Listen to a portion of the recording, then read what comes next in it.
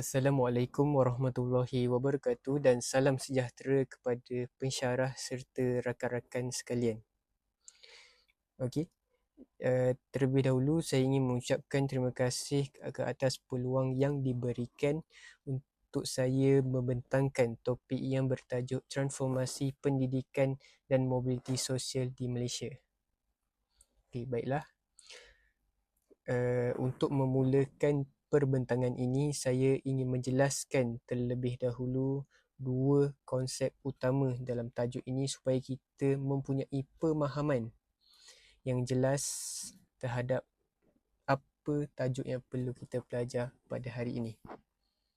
Okey, ada dua, iaitu transformasi pendidikan dan mobiliti sosial di Malaysia. Okey, kita pergi yang pertama, iaitu transformasi pendidikan.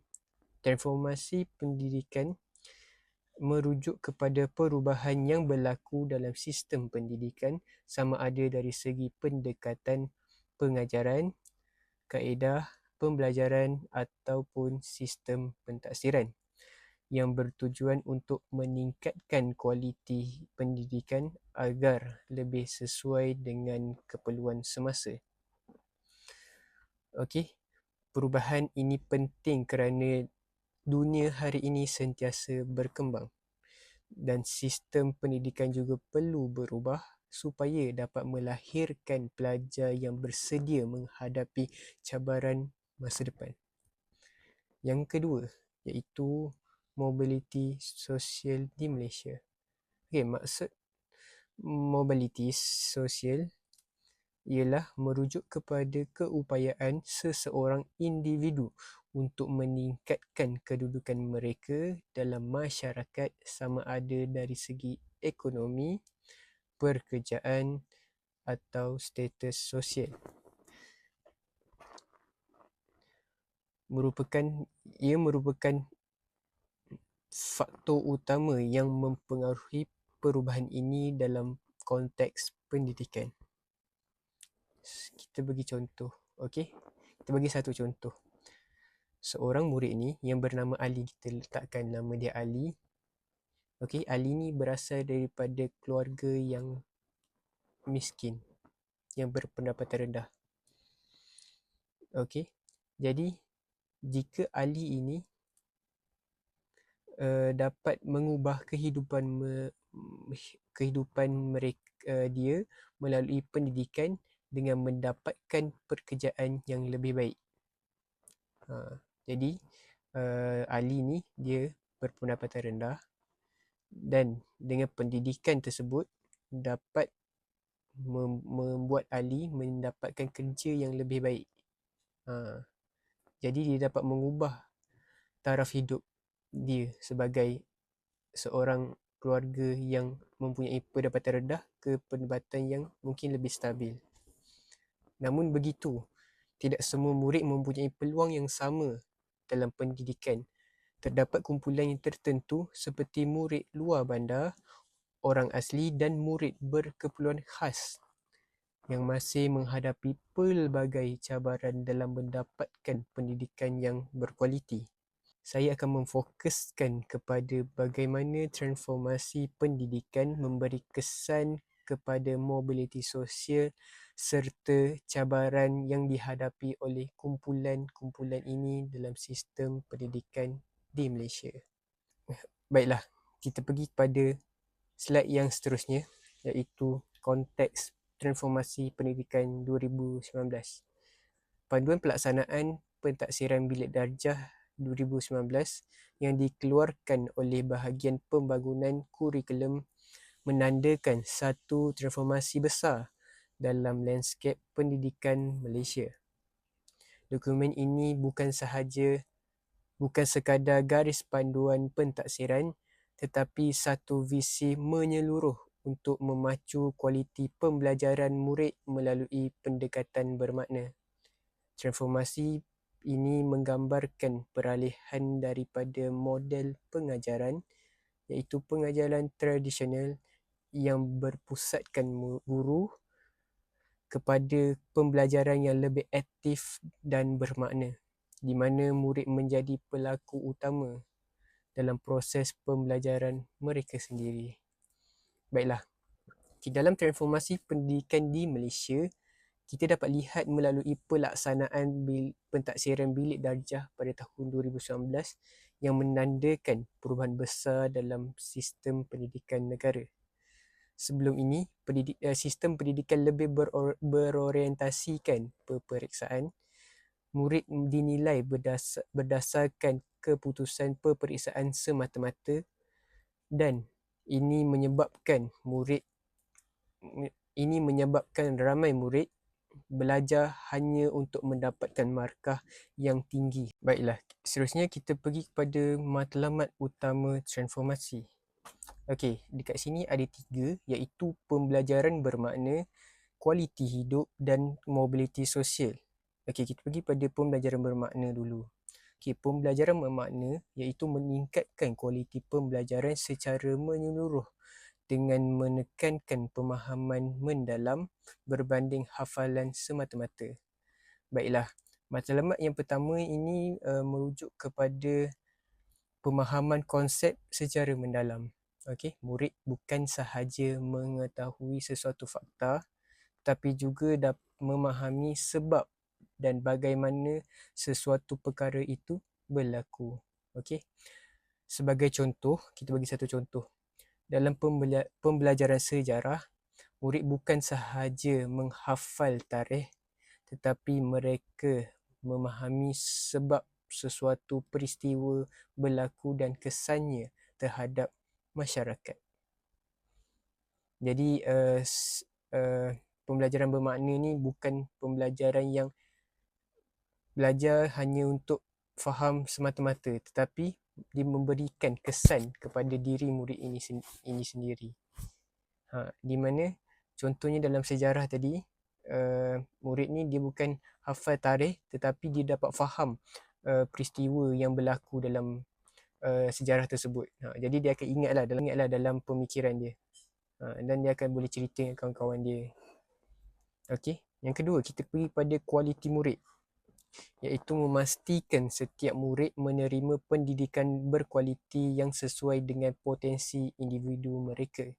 Okey, matlamat yang kedua ni ialah dapat meningkatkan kualiti hidup murid, di mana sistem pendidikan kini tidak lagi melihat murid sebagai satu kelompok yang sama, tetapi mengambil kira perbezaan individu. Okey, ini bermaksud setiap murid diberikan peluang untuk berkembang mengikut kebolehan dan potensi masing-masing. Okey, jadi setiap murid ni mereka mempunyai bakat ataupun mempunyai bakat yang tersendiri.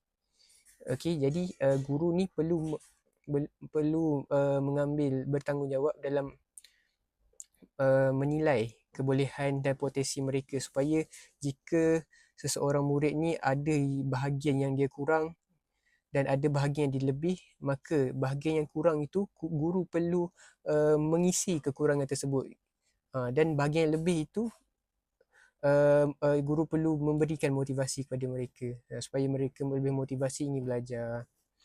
Okey, dan yang ketiga iaitu mobiliti sosial. Okey, mobiliti sosial ni menentukan hala tuju mobiliti sosial pelajar melalui akses pendidikan yang lebih adil dan inklusif.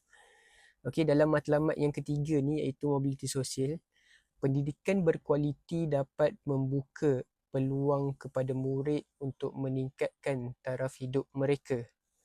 Ini menunjukkan bahawa pendidikan bukan sahaja penting untuk mendapatkan ilmu, tetapi juga penting dalam menentukan masa depan dan kehidupan seseorang individu.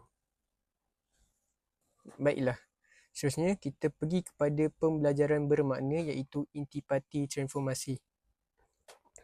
Okey, dalam pembelajaran bermakna intipati transformasi, pembelajaran bermakna merujuk kepada pendekatan pengajaran yang melampaui transmisi maklumat.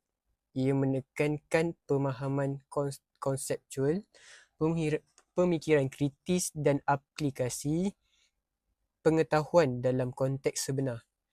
murid tidak hanya sekadar menghafal fakta, tetapi membina makna melalui pengalaman pembelajaran yang relevan. Transformasi ini menggabungkan elemen seperti pembelajaran berasaskan projek, pembelajaran kolaboratif dan pentaksiran autentik yang menilai kemahiran sebenar murid. Pendekatan ini sejajar dengan keperluan abad ke-21 yang menekankan aktiviti kolaborasi dan kemampuan menyelesaikan masalah. Baiklah, pembelajaran bermakna ini merupakan satu elemen yang penting dalam transformasi pendidikan. Dalam pendekatan ini, murid tidak lagi menghafal maklumat tetapi mereka membina kefahaman melalui pengalaman pembelajaran yang aktif. Sebagai contoh, murid yang diberikan tugasan untuk menyelesaikan masalah sebenar seperti isu pencemaran alam sekitar atau masalah dalam komuniti mereka. Jadi, jika murid ini diberikan tugasan, maka murid-murid ni akan berfikir cara untuk mengatasi masalah tersebut. Okey, contohnya tugasan tu guru beri permasalahan. Jadi, murid-murid itu perlu berfikir cara untuk mengatasinya. Sebagai contoh tadi, isu pencemaran alam sekitar. Okey, melalui aktiviti ini, murid bukan sahaja belajar teori tetapi juga belajar bagaimana cara berfikir secara kritis dan mencari penyelesaian.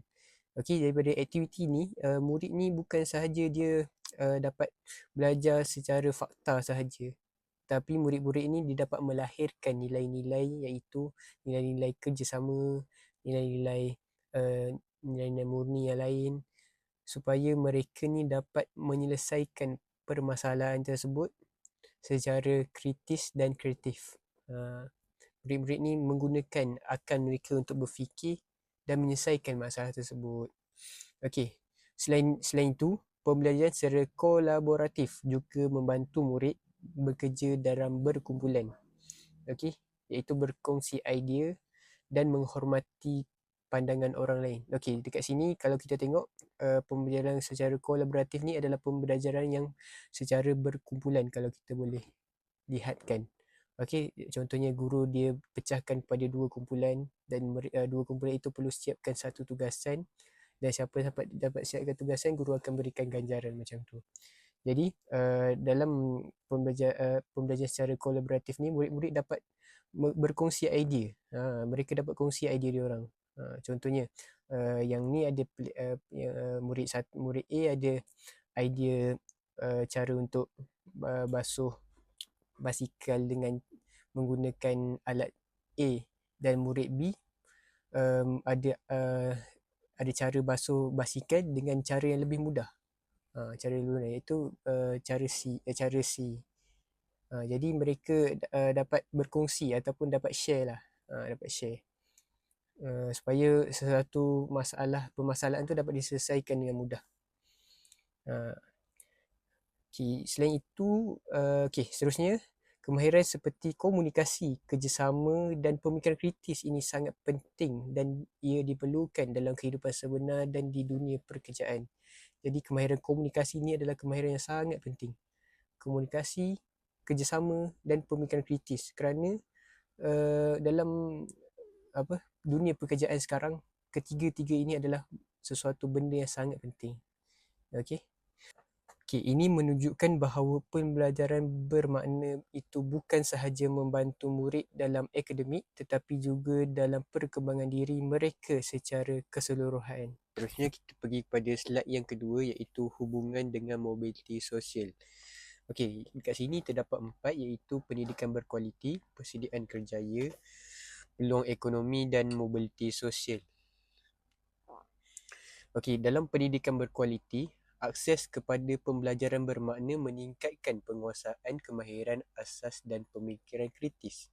Pendidikan mempunyai hubungan yang sangat rapat dengan mobiliti sosial.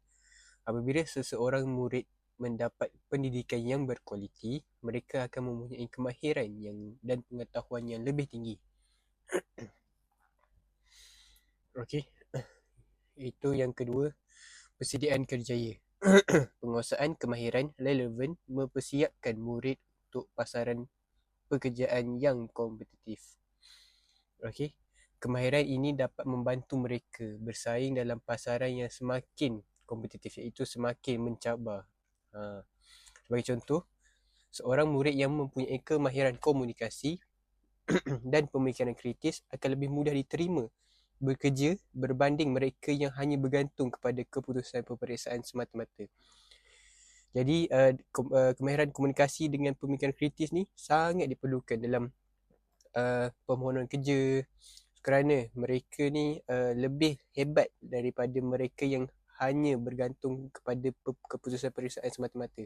Jadi kalau dia ada 10A ke 20A sekalipun, tapi kemahiran komunikasi dengan pemikiran kritis dia kurang. Jadi majikan nak ambil dia sebagai pekerja ni pun akan fikir dulu. Macam tu. Okey, apabila mereka mendapat pekerjaan yang baik, mereka akan memperoleh pendapatan yang lebih stabil dan seterusnya meningkatkan taraf hidup mereka. Okey.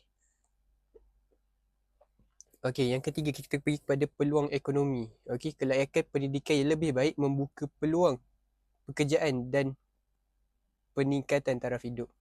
Jadi peluang ekonomi ni akan lebih baiklah jikanya kelayakan pendidikannya semakin baik, dapat membuka peluang pekerjaan mereka. Okey, dapat kiranya bila dia ada sesuatu pekerjaan yang stabil, jadi dia akan mendapatkan semua pendapatan. Daripada semua pendapatan tu, dia akan meningkatkan dapat hidupkan meningkatkan taraf hidup mereka. Okey. Keadaan ini bukan sahaja memberi kesan kepada individu tersebut, tetapi juga dapat memberi kesan kepada keluarga mereka dan generasi yang seterusnya. Okey.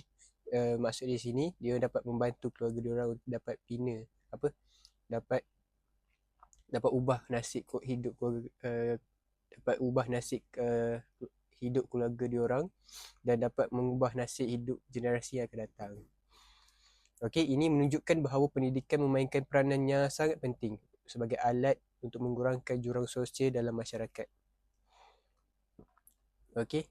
Selain itu, pendidikan sahaja bukan memberi kesan kepada individu tetapi juga memberi kesan kepada keluarga dan seterusnya. Contohnya, ibu bapa mempunyai tahap pendidikan yang tinggi biasanya lebih memberi perhatian terhadap pendidikan anak-anak mereka, sekaligus dapat meningkatkan peluang anak-anak untuk berjaya. Okey. Dan yang terakhir adalah mobiliti sosial, iaitu peningkatan status ekonomi sosial generasi seterusnya melalui kejayaan pendidikan. Jadi status ekonomi dan sosial generasi ni dia dapat ditingkatkan melalui kejayaan pendidikan. Okey, jadi dalam pendidikan ni kita boleh menghasilkan duit sebenarnya. Bukan sahaja daripada kemahiran sahaja, tetapi pendidikan pun dapat menghasilkan duit. Okey. Hubungan ini menunjukkan bahawa pendidikan berkualiti berfungsi sebagai laluan mobiliti sosial, membolehkan individu meningkatkan status ekonomi dan sosial mereka melalui penguasaan pengetahuan dan kemahiran. Okey, di samping itu, pendidikan juga berperanan dalam memutuskan kitaran kemiskinan. Murid yang berjaya dalam pendidikan berpeluang mendapatkan pekerjaan yang baik dan membantu keluarga mereka keluar daripada keadaan susah. Namun begitu, mobiliti sosial juga bergantung pada akses pendidikan yang adil. Jika terdapat jurang peluang pekerjaan, maka tidak semua murid akan mendapatkan peningkatan taraf hidup mereka secara sama rata. Tambah lagi, kemahiran ke abad 21 seperti komunikasi, pemikiran kritis dan kebolehan kerjasama memberi kelebihan kepada murid dunia dalam pekerjaan moden. Hal ini kerana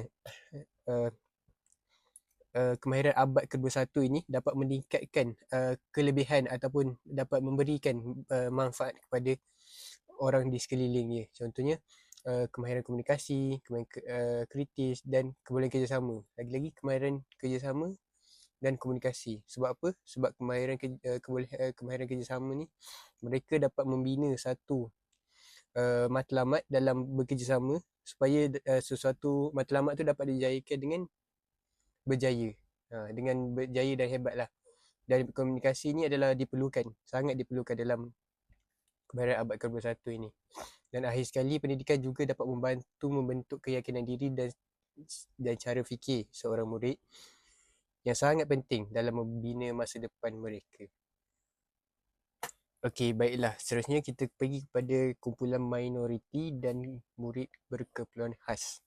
Okey, kat sini ada dua, iaitu kumpulan minoriti dan murid keperluan khas. Okay, kita tengok pada kumpulan minoriti, adanya etnik asli, iaitu orang asli sendiri. Kumpulan etnik minoriti di Sabah dan Sarawak. Kebiasaannya mereka ni ada di Sabah dan Sarawak. Okey, murid ini daripada keluarga pendatang. Dia orang daripada luar. Dan kumpulan luar bandar dan pedalaman. Selalunya mereka ni ada di kawasan luar bandar dan kawasan pedalaman. Okey. Mereka sering menghadapi cabaran seperti jurang infrastruktur, kekurangan sumber pembelajaran dan hambatan bahasa yang menghalang akses kepada pendidikan yang berkualiti. Okey, jadi ini adalah minoriti. So kita pergi pada murid keperluan khas dulu juga, iaitu selalunya murid keperluan khas ni dia ada cerebral palsy, cerebral palsy dan kelihatan fizikal. Okey, kesukaran pembelajaran iaitu disleksia dan dyspraxia. Okey, gangguan autism ASD, keperluan emosi dan tingkah laku. Mereka memerlukan sokongan khusus, fasiliti disesuaikan dan pendekatan pengajaran diferensiasi untuk memaksimalkan potensi pembelajaran. Baiklah, walaupun sistem pendidikan yang berubah, tetapi masih terdapat kumpulan tertentu yang menghadapi cabaran dalam mendapatkan pendidikan yang berkualiti. Kumpulan minoriti seperti murid orang asli, murid di Sabah Sarawak serta di kawasan luar bandar sering menghadapi kekangan dari segi kemudahan akses dalam pendidikan. Okey, kita bagi satu contoh. Terdapat sekolah di kawasan pedalaman yang masih kekurangan kemudahan asas, seperti internet, bahan pembelajaran dan tenaga pengajar yang mencukupi. Okey, kalau kita tengok sini kan, kawasan pedalaman tu mereka kurang akses pada internet sebabnya banyak pokok-pokok di kawasan mereka sebab dia kat kawasan kampung kan. Macam tu.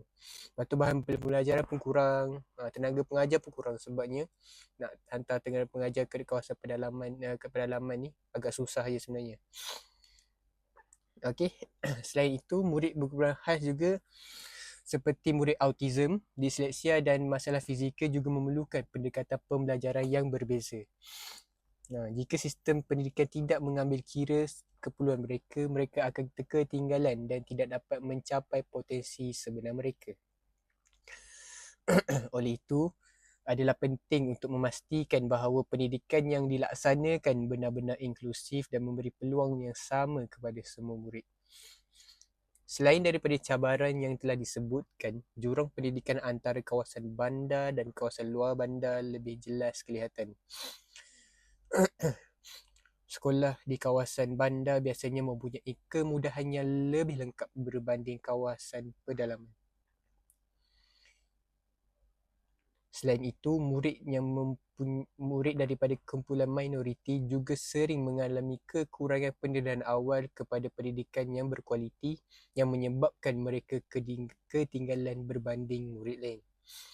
Okey, antara faktor budaya dan cara hidup juga memainkan peranan penting dalam pembelajaran murid. Okey, yang ni kita pergi kepada faktor pula. Okey, sebagai contoh, terdapat komuniti yang mempunyai gaya hidup yang berbeza daripada sistem pendidikan formal yang boleh mempengaruhi penglibatan murid dalam pembelajaran. Bagi murid berkeperluan khas pula, mereka memerlukan pelan pendidikan individu atau IEP yang disesuaikan dengan keperluan masing-masing supaya mereka dapat belajar dengan lebih berkesan. Okey, maksud IEP adalah program pendidikan individu. Ialah dokumen bertulis khas yang digubal dalam pelajar berkeperluan khas. Memperincikan maklumat pembelajaran, sokongan dan perkhidmatan tambahan yang disesuaikan dengan kekuatan dan cabaran unik kanak-kanak tersebut dalam tempoh setahun. Ini memastikan akses pendidikan yang saksama. Okey. Dekat sini kalau kita tengok dia boleh kaji, dia akan kaji kelemahan, kekuatan dan tahap kefungsian semasa. Okey. Macam tu. Okey, seterusnya kita pergi kepada uh, yang seterusnya, iaitu dalam hal ini peranan guru sangat penting sebagai ejen perubahan untuk membantu murid daripada kumpulan ini agar tidak ketinggalan dalam pendidikan. Jadi guru ni memainkan peranan yang sangat penting lah untuk memastikan kumpulan minoriti dan murid berkeperluan khas ini dapat pendidikan yang sama rata. Sebab apa? Sebab mereka ni adanya kekurangan ataupun kurangnya dapat sumber-sumber yang murid bandar dapat. Mereka ni maybe mungkin kurang dapat. Jadi guru-guru ni memainkan peranan yang penting lah. Baiklah, seterusnya kita pergi pada isu tertinggi dari arus perdana. Okey. Yang kita tengok kat sini ada 6, iaitu jurang digital, kekurangan sumber, hambatan bahasa dan kesedaran ibu bapa. Okey, kita pergi pada jurang digital dulu. Okey, akses kepada pendidikan yang menggunakan teknologi dan internet yang masih terhad di kawasan luar bandar dan pedalaman menghalang kumpulan minoriti daripada manfaat pembelajaran digital. Okey. Kat sini kalau kita boleh tengok di mana tidak semua murid mempunyai akses teknologi seperti internet dan peranti digital. Contohnya di kawasan luar bandar. Kerana apa? Kerana di kawasan luar bandar tersebut akses internet tidak diberikan keutamaan kepada mereka. Kerana mungkin di kawasan luar bandar tersebut adalah kawasan yang di dalam kawasan pedalaman. Dimaksudkan saya apa yang saya maksudkan, di kawasan pedalaman. Jadi telco yang besar tidak berminat untuk meletakkan cawangan internet, dia punya cawangan internet tu dalam kawasan pedalaman. Okey, hal ini akan menjadikan kawasan tersebut menjadi terhad lah dengan kemudahan teknologi. Okey, seterusnya kita pergi kepada kekurangan sumber. Okey, sekolah di kawasan minoriti sering menghadapi kekurangan guru yang berkualiti dari segi bahan pengajaran dan infrastruktur yang mencukupi. Okey. Terdapat juga kekurangan sumber guru yang terlatih dan bahan pembelajaran terutamanya di kawasan luar bandar. Okey, kekurangan sumber guru yang terlatih. Kita pergi yang kedua, iaitu kekurangan sumber. Sekolah di kawasan minoriti sering menghadapi kekurangan guru berkualiti, bahan pengajaran dan infrastruktur yang mencukupi. Hal ini kerana di kawasan minoriti seperti kawasan luar bandar ataupun kawasan perkampungan orang asli, mereka guru-guru susah untuk dihantar ke dalam kawasan tersebut kerana mungkin faktor jarak dan masa. Okey, bahan pengajaran pun tidak mencukupi. Okey, KPM tidak mampu menghantar bahan-bahan pengajaran yang banyak dalam kawasan pedalaman kerana mungkin faktor jarak yang jauh dan infrastruktur yang tidak mencukupi. Mungkin mereka ini tidak mempunyai infrastruktur yang mencukupi. Okey, untuk masalah bahasa pula. Okey, masalah bahasa ni, perbezaan bahasa ibunda dan kekurangan bahan pengajaran dalam bahasa tempatan menghalang pemahaman konsep pembelajaran. Jadi mereka mungkin tidak mendapatkan ilmu bahasa yang tepat ataupun ilmu bahasa yang mencukupi. Hal ini menyebabkan pemahaman mereka menjadi tidak faham sepenuhnya. Masalah bahasa juga menjadi cabaran apabila murid tidak dapat memahami bahasa pengantar yang digunakan di sekolah. Jadi peranan guru ni amat penting lah untuk mengatasi masalah ini.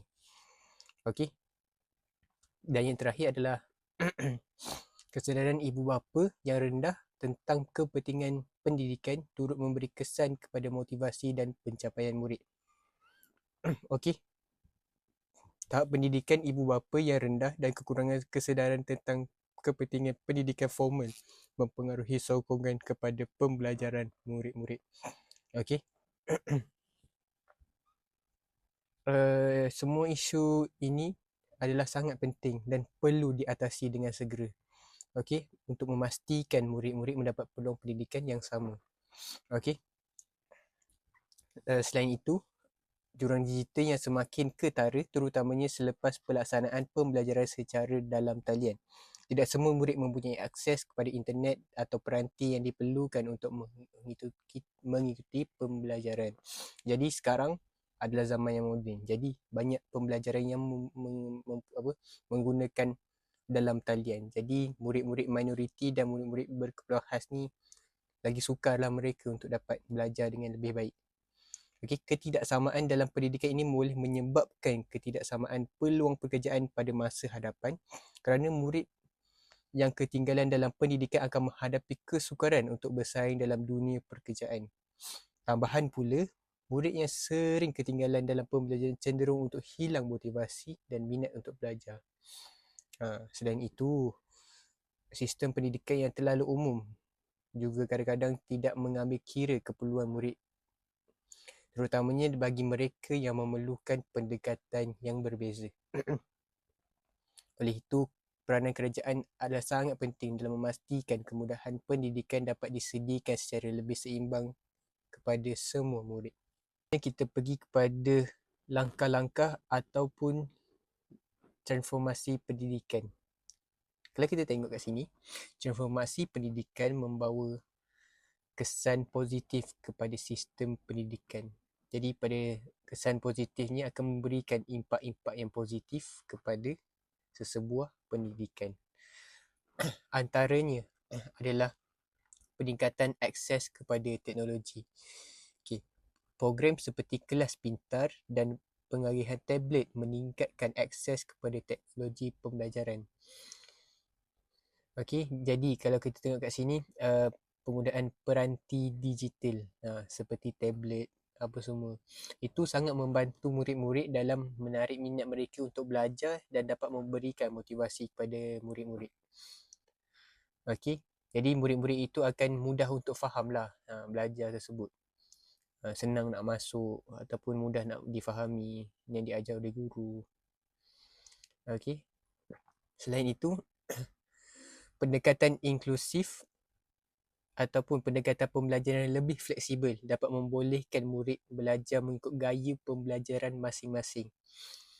Okey, penggunaan pentaksiran bermakna yang fleksibel membolehkan murid berkeperluan khas menunjukkan keupayaan mereka dengan cara yang sesuai.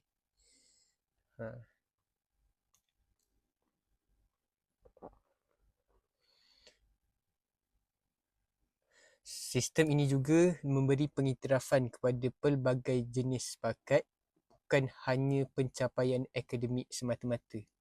Mungkin daripada faktor kemahiran ke ataupun faktor lain-lain lagi. Okey.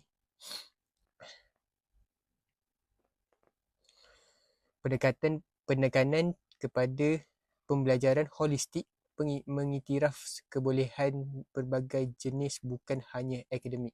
Yang ni yang ketiga tadi, iaitu saya dah terangkan tadi. Makna kata kat sini, pembelajaran yang fleksibel.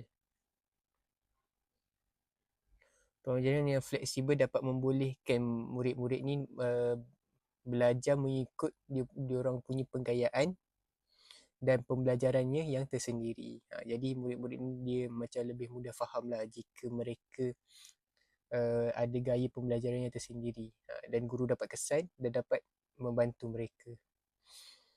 Okey.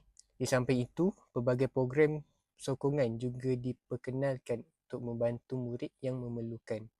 Okey, sokongan ini amat diperlukan kerana seperti program intervensi dan bimbingan khas disediakan oleh disediakan oleh murid dari kumpulan minoriti dan murid berkeperluan khas.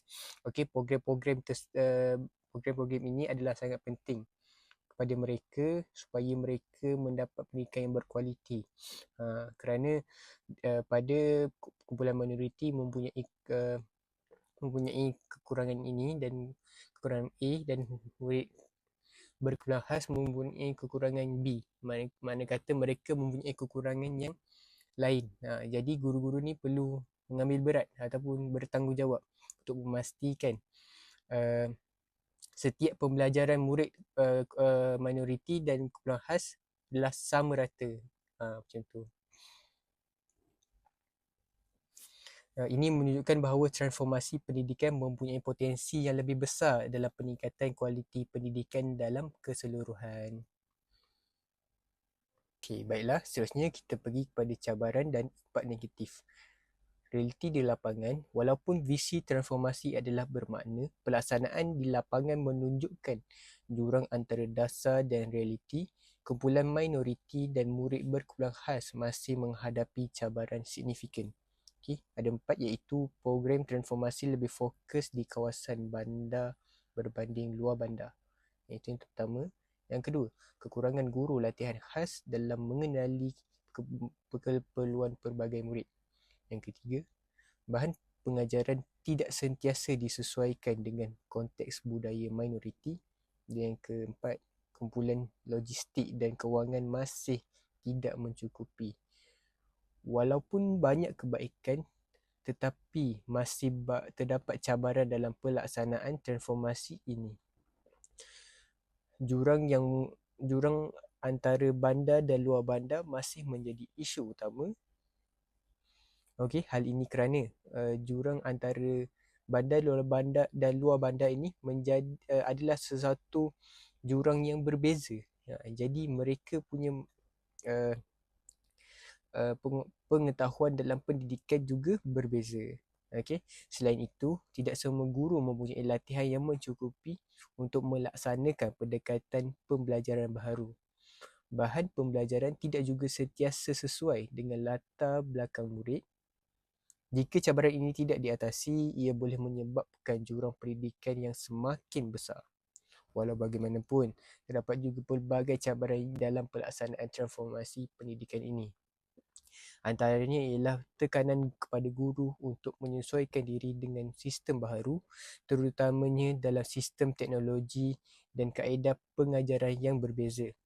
Selain itu, tidak semua sekolah mempunyai kemudahan teknologi yang mencukupi, yang menyebabkan pelaksanaan tidak dapat dilakukan secara menyeluruh. Jurang pencapaian murid juga dapat menjadi semakin ketara jika tidak dikawal dengan baik. Okey, jadi guru ni perlu mengawal lah pencapaian murid ni, jurang pencapaian. Sebabnya jika guru tidak mengawal, maka prestasi murid ini akan boleh semakin menurun ataupun tidak semakin akan mendatar sahaja. Okey, jadi guru ni perlu membantu murid lah dalam meningkatkan jurang pencapaian mereka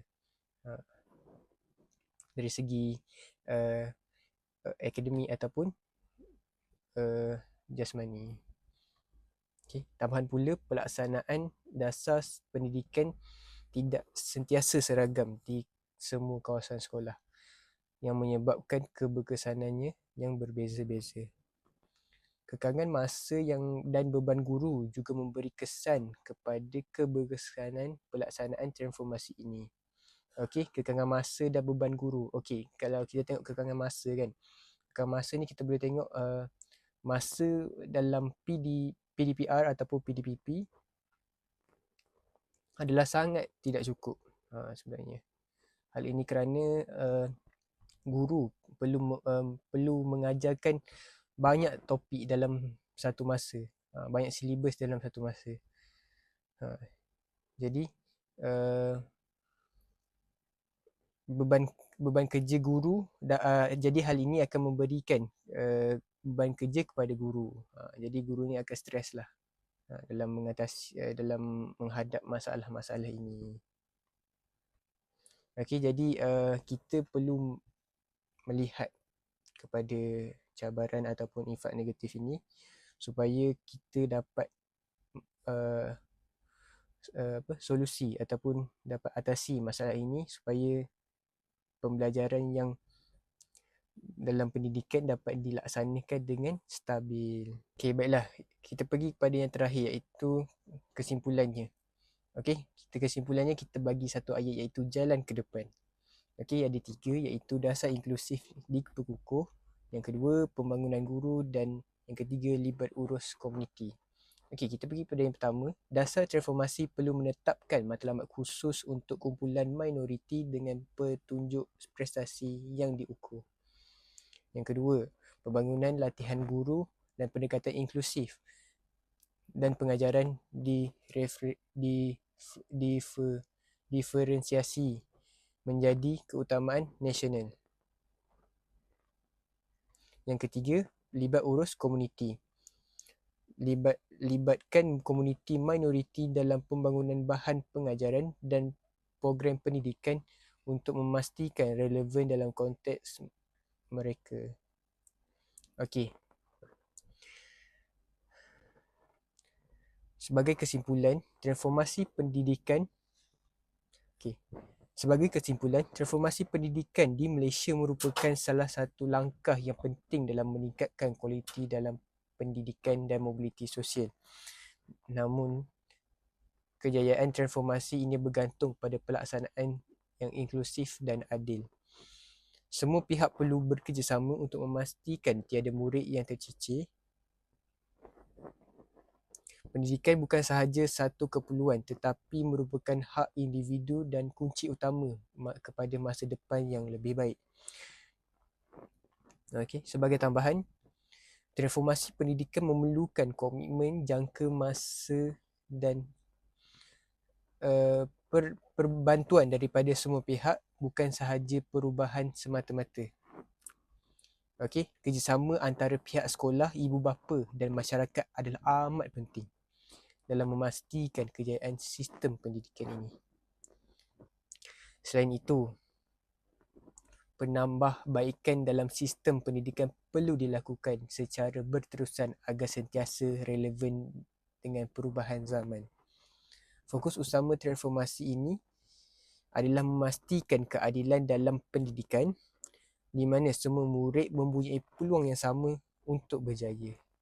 Dan akhir sekali, matlamat utama dalam pendidikan adalah melahirkan generasi yang bukan sahaja berilmu, tetapi juga mampu berfikir, berdikari dan memberi sumbangan kepada masyarakat.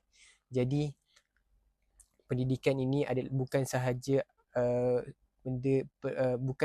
memberikan sesuatu generasi itu menjadi lebih baik, tetapi dia dapat melahirkan generasi-generasi yang celik pandai, yang bijak pandai, okey, dan pandai berdikari dan mampu berfikir dan memberikan sumbangan idea ataupun matlamat kepada negara, dan sesebuah negara itu akan menjadi lebih stabil dan lebih membangun. Jadi itu sahaja daripada saya. Sekian, terima kasih. Assalamualaikum warahmatullahi wabarakatuh.